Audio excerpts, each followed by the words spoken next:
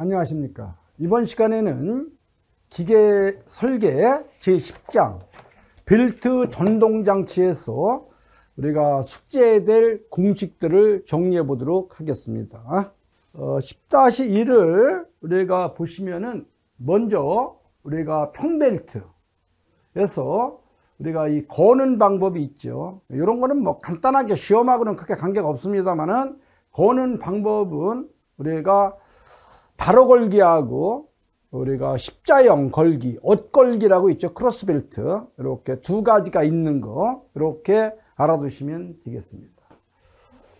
그 다음에 우리가 이제 풀리의 원주 속도, 우리가 이 벨트를 설계할 때 이 원주 속도는 우리가 중요하죠. 자, 그래서 이 원주 속도 요거를 정리를 해 보겠습니다. 자, 원주 속도는 V1, V2로 해도 되고 원동차, 종동차 풀리가 있기 때문에 V1, V2로 해도 상관이 없습니다. 근데 중요한 거는 이 휘전속도, 원주속도는 종동차, 원동차가 같다는 것을 잘 주지를 하시는 겁니다. 자, 그래서 V1, V2가 같다. 일반적으로 휘전속도 하게 되면 60분의 파이dn 이렇게 쓰는데 설계에서는 그 풀리에 대한 직경이라든가 이런 것이 미리로 주어지기 때문에 속도는 미터 퍼 세컨드로 해야 되기 때문에 1mm는 1000분의 1m다 이렇게 해서 통상적으로 그래서 우리가 종동차 풀리, 원동차 풀리의 원주 속도는 똑같이 6만 분의 파이dn 이렇게 우리가 정리를 하는 겁니다. 여기에서 풀리에 대한 지름이 우리가 미리로 주어지면 1mm는 1000분의 1m라는 뜻이고 여기에서 회전수는 분당 회전수이기 때문에 그래서 1분은 60초다. 그래서 60 곱하기 1000을 해서 6만이 되는 거예요. 6만. 요거 알아두시고 그 다음에 얘는 6만 분의 파이 D2N2 미터 퍼 세컨드 이렇게 해서 회전속도는 원동차, 종동차에 대해서 같다라고 하는 것을 잘 기억을 하십니다. 요거. 왜 중요하냐 하면 동력 구할 때도 그렇고 이 원주 속도라고 하는 경우는 우리가 원동차, 종동차 같은데 나중에 이 벨트를 설계할 때 원심력 또는 부가장력이라고 하는데 이거를 고려할 거냐 고려하지 않을 거냐. 그래서 벨트를 설계할 때는 가장 중요한 것이 일단은 원주 속도 계산하는 거다. 이렇게 알아두시면 됩니다. 그 다음에 우리가 세 번째는 속도비. 우리가 벨로시티레이서. 그래서 속비라고도 하는데 요거를 우리가 이제 기호를 입실론이라고 썼는데 입실론을 우리가 이제 I라고 쓰는 책도 있습니다. 요거는 너무나 중요한 거예요. 속도비. 마찬가지. 그래서 우리가 세 번째 속도비를 한번 고려해 보겠습니다. 입실론 또는 우리가 이제 I라고도 쓰고 요거 중요한 거는 뭐냐. 속도비는 항상 원동차의 속도분의 원동차 회전수분의 종동차에 대한 회전수다. 이렇게 알아두셔야 돼요. 그래서 원동차 회전수분의 종동차 회전수 이렇게. 그런데 여기에서 중요한 거는 뭐냐 하면은 우리가 풀리에 대한 원주 속도가 같다 그랬죠. 원주 속도가 같기 위해서는 풀리가 하나는 크고 하나는 작은데 회전 속도가 같기 위해서는 어떻게 해야 되냐 하는 거 여기 보시게 되면 요거 풀리의 직경과 회전수 원동차 종동차에 대한 풀리와 직경과 회전수가 우리가 역비례한다는 것이죠. 이렇게 반비례. 그래서 우리가 항상 D1, N1은 D2, N2가 돼야지만이 회전 속도가 같은 거기 때문에 여기에서 원동차 회전수, 종동차 회전수는 이꼬로 우리가 어떻게 돼요? 얘는 종동차의 직경분의 원동차의 지름 이렇게 된다는 거. 요걸 알아두셔야 돼요. 요렇게 요렇게. 그래서 회전수하고 지름은 반비례한다는 거를 잘 알아두셔야 됩니다. 그리고 여기에서 이 벨트라고 하는 것은 뭐냐? 벨트.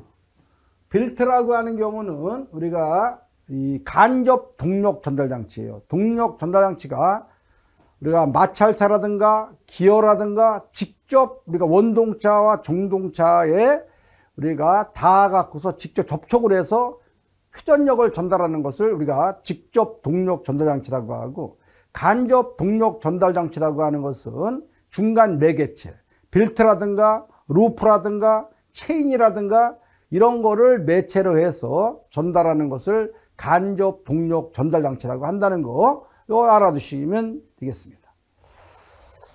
자, 그 다음에는 이제 우리가 요 속도비를 잘 아셨으면은 우리는 또 벨트의 길이를 구하는 거, 요거를 또 우리가 여러분들이 암기를 하셔야 된다. 이렇게. 자, 벨트의 길이는 우리가 평행형 벨트, 다시 말하면 바로걸기에서의 벨트와 크로스 벨트, 십자형 벨트, 요거를 우리가 같이 암기를 하십니다. 그래서 벨트의 길이를 계산하는데, 벨트의 길이는 우리가 거기서 보게 되면 우리가 두 가지가 나와 있죠. 우리가 평행걸기의 벨트 길이와 그 다음에 우리가 크로스 벨트, 십자형 벨트의 길이, 똑같은 축간거리가 있을 때는 십자형 벨트가 평행형 벨트에 비해서 길이가 더 길어야 된다. 이렇게 알아두십니다. 일단은 평행형 벨트의 길이 구하는 거는 우리가 20 플러스 2분의 파이에다가 D1 플러스 D2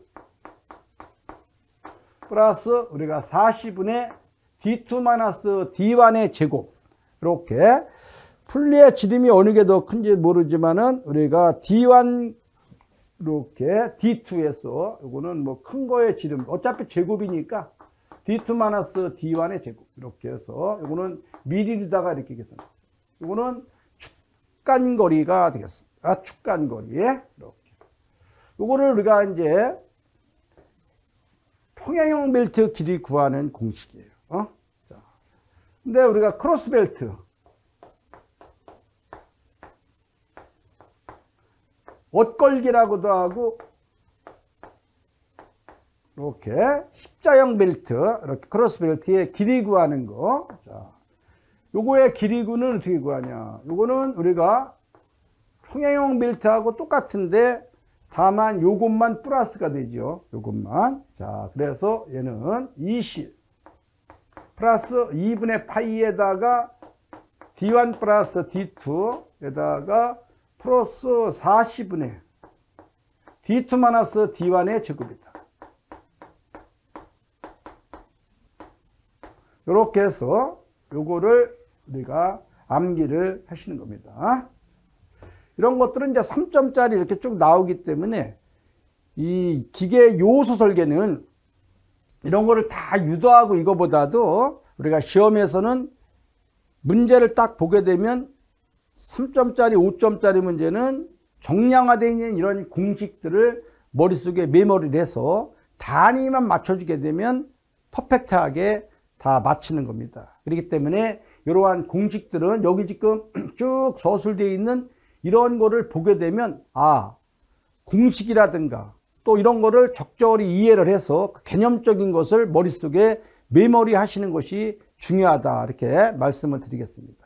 이런 것들이 전부 다 머릿속에 들어가 있어야지 여러분들 나중에 문제를 풀 때 깔끔하게 정리를 할 수 있는 겁니다.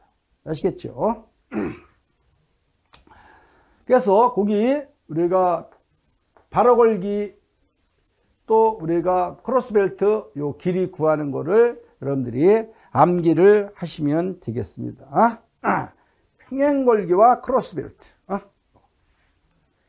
요거는 지금 잘못되어 있는데 요거는 뭐라 그랬어요? 잘못되어 있죠? 자, 요거는 40분의 어떻게 된다 했어요? 요렇게 되어 있죠? 요거 제가 잘못 적었습니다. 자, 요거 이렇게. 요것이 마이너스 평행형, 요거는 마이너스, 크로스벨트는 요것이 플러스다 라고 하는 거 잘 알아두셔야 돼요. 그래서 동일한 여기에서 축간거리인 경우는 우리가 크로스벨트가 더 길이가 길다라고 하는 거. 나중에 문제 풀 때 크로스벨트와 평행형 걸기에서의 벨트의 길이의 차는 몇 밀리냐 이런 것도 시험에 나온 적이 있습니다. 그래서 이거를 꼭 암기를 하시기 바랍니다.